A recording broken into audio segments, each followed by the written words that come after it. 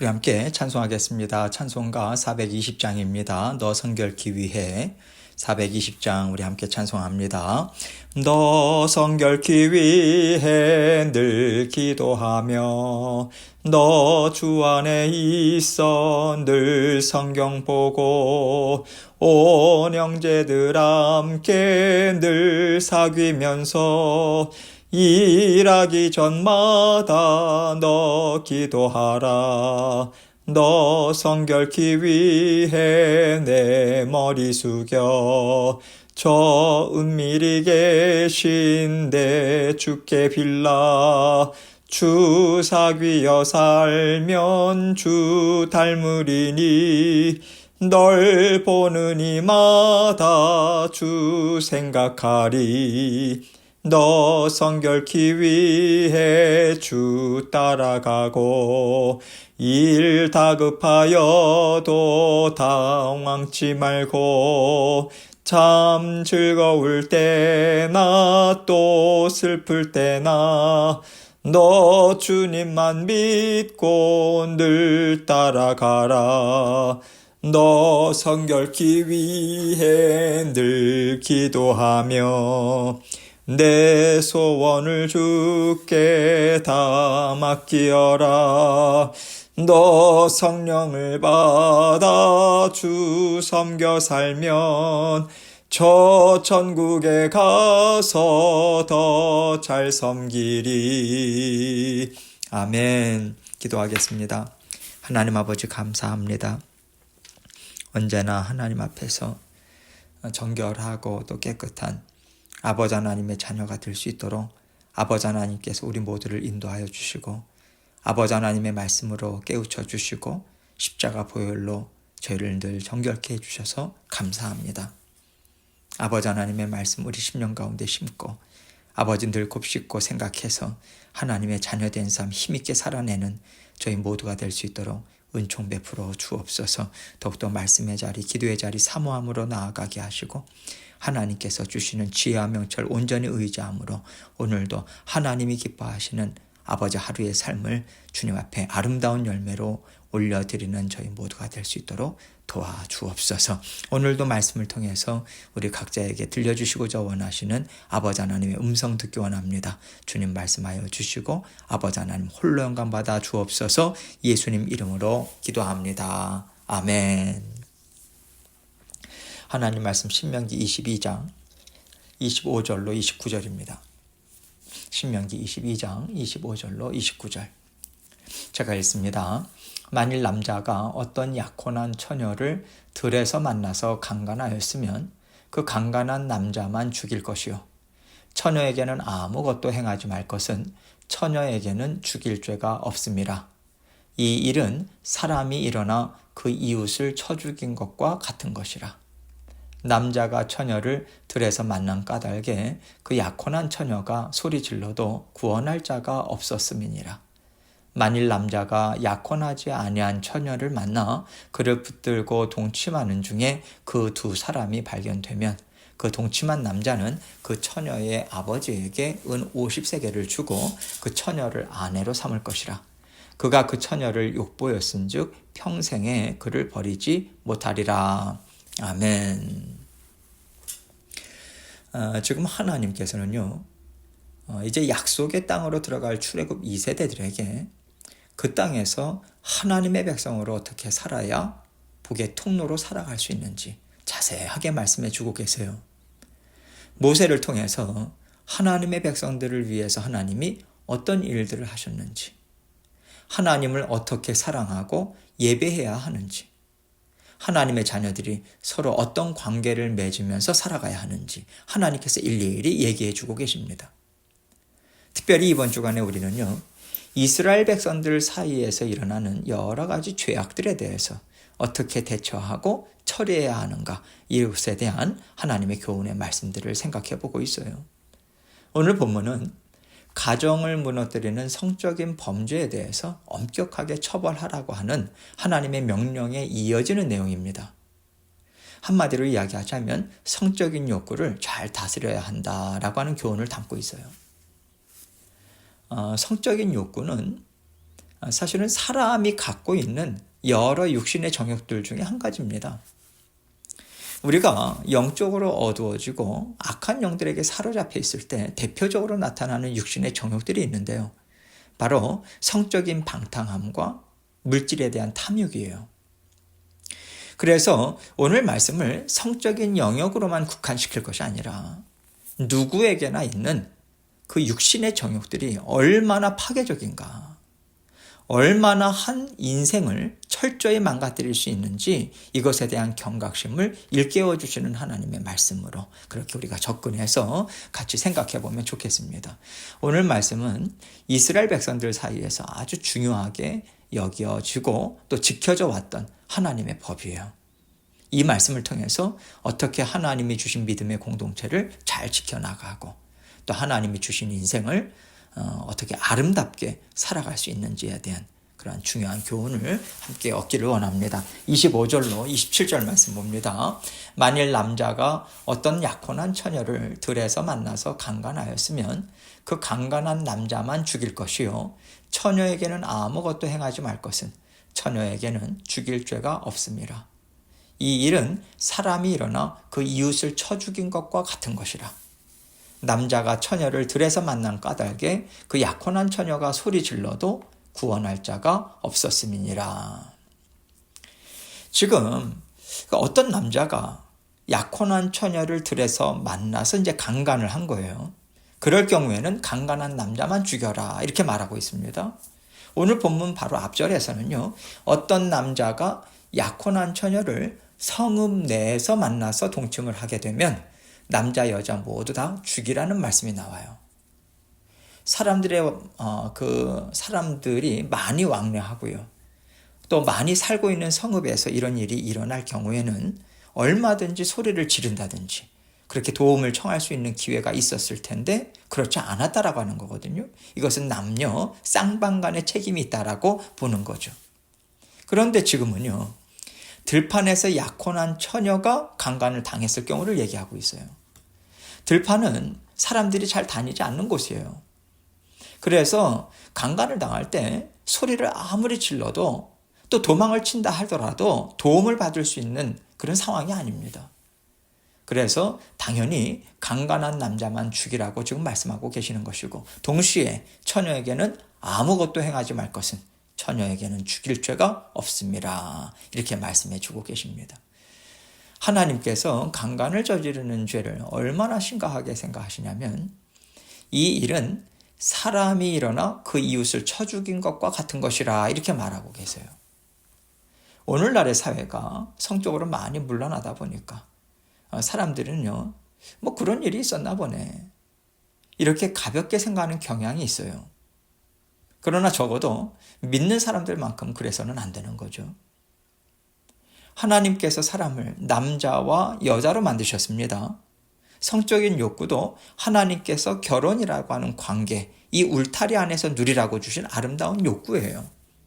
하나님은 사람을 남자와 여자를 하나님의 형상으로 창조하시고 생육하고 번성하여 땅에 충만하라 이렇게 명하셨거든요. 가정을 이루고 계속해서 자녀를 생산해내는 그렇게 또 키워내는 그런 일들을 하나님께서 명하신 거예요. 그런데 하나님께서는 이 성적인 욕구, 하나님께서 아름다운 그런 선물로 주신 성적인 욕구, 이것을 결혼이라고 하는 테두리가 아닌 다른 통로를 통해서 잘못 사용할 경우에는 악한 영들에게 그 하나님의 자녀들을 파괴하는 도구로 그렇게 사용된다라고 하는 것을 분명하게 지금 가르쳐 주고 계시는 거예요.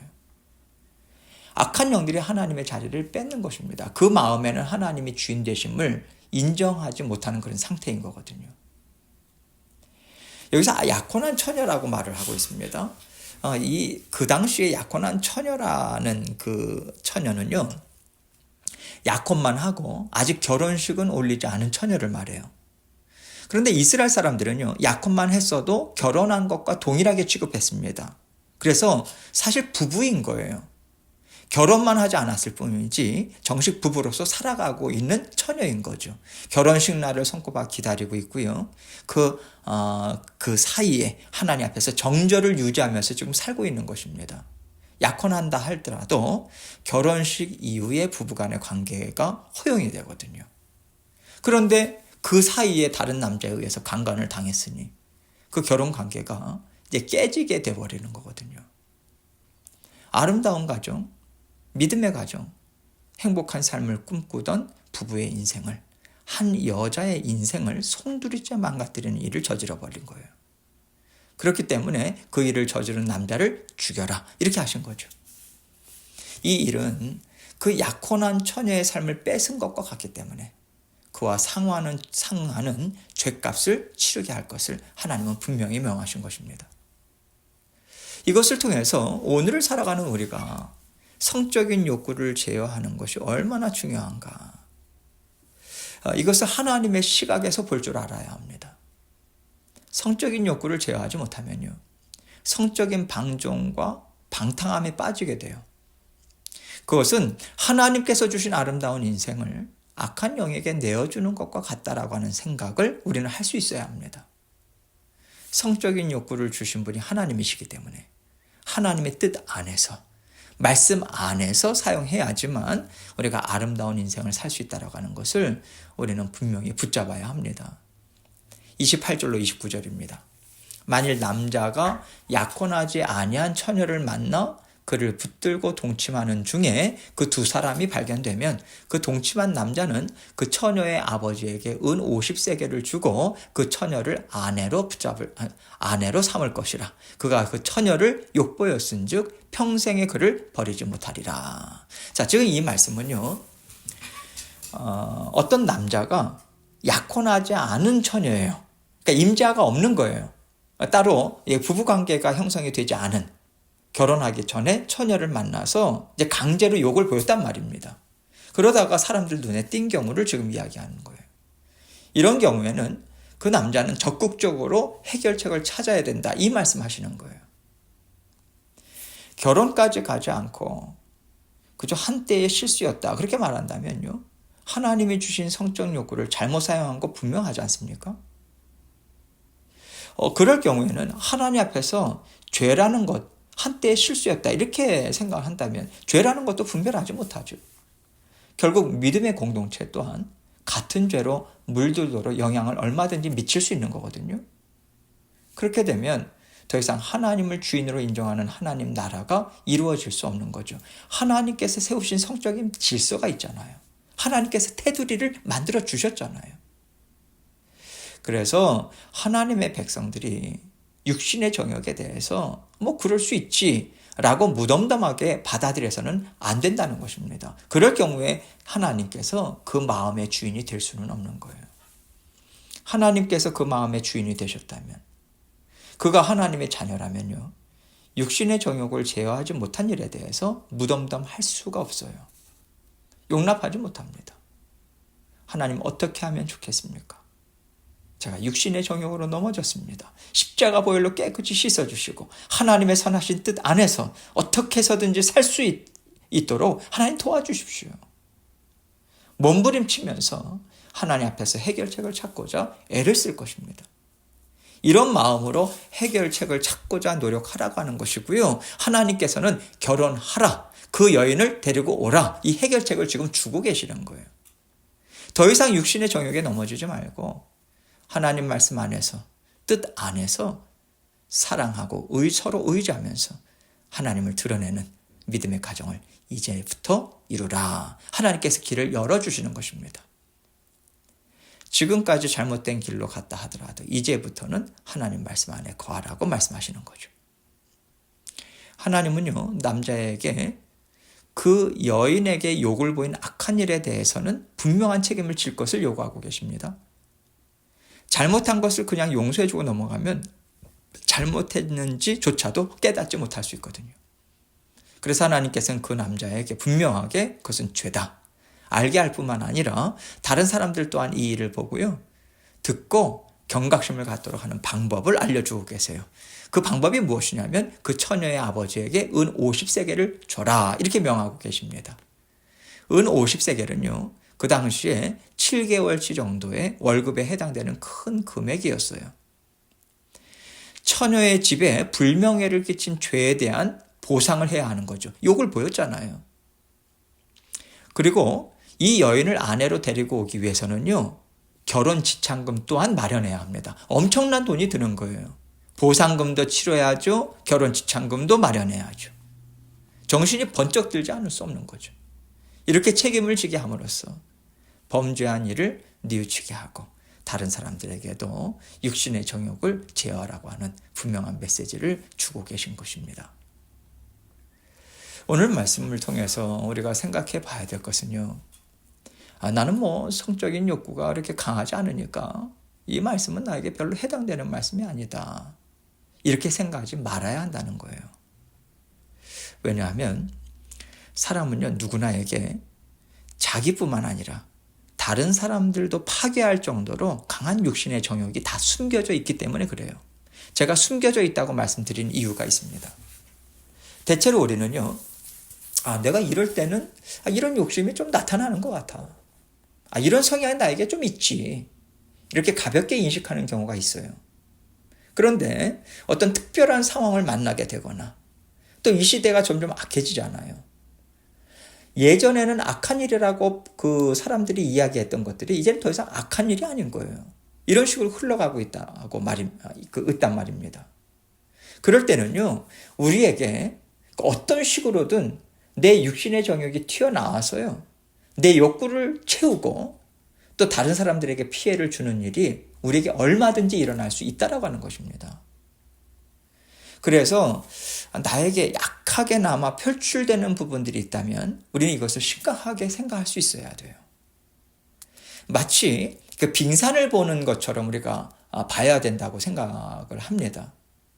빙산을 볼 때 바다 위에는요, 떠올라서 보이는 것은 정말 일각 아닙니까? 한 변이에요. 아주 작은 부분이에요. 그 밑에는 엄청난 그 규모의 빙산이 밑에 가라앉아 있지 않습니까? 마찬가지예요.